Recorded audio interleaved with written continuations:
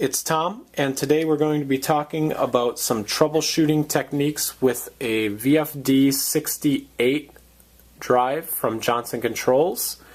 This is a little low temperature micro drive, and we're operating it, the way most of these are operated is going to be with Johnson Controls sensor. This one happens to be a P499 transducer, and it's connected analog to the drive via terminal 10, 2, and 5.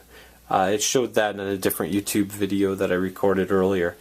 One of the biggest things that you might miss is that there's this little jumper here that goes from SD, which is basically the common of the control wiring, and you need to put that into either STF or STR in order to run the drive. So you put that in, and the drive normally will start running at least at a minimum frequency.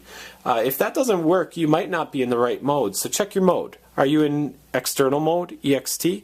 Because unless you're in external mode, EXT, it will not operate off of that analog input.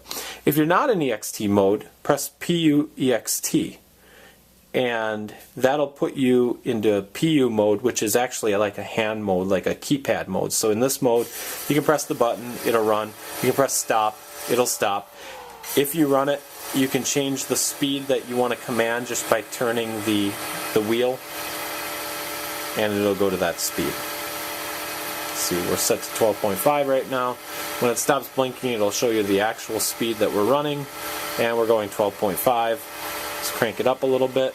Now it goes a little faster, and we're there. So I'm going to stop that. That's hand mode. But I think one thing that's easily missed that I slipped up on once or twice is I did the jumper SD to STF. I put the jumper in and nothing's running, and I'm in PU mode, I'm in the hand mode, so I can't actually operate the drive externally when I'm here in hand mode. However, when this is jumpered, I can't actually switch the mode either. I pressed mode there, I meant to press PU EXT. If I press PU EXT, I cannot get it into external mode when this is jumpered because it's already on.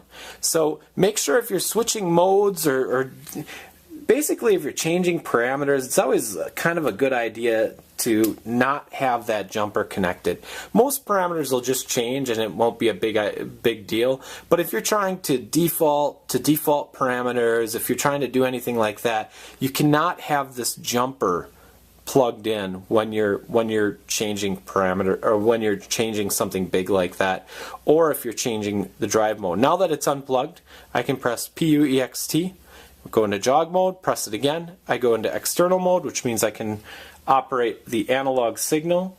So now I plug in my jumper and everything flies. Thanks, guys.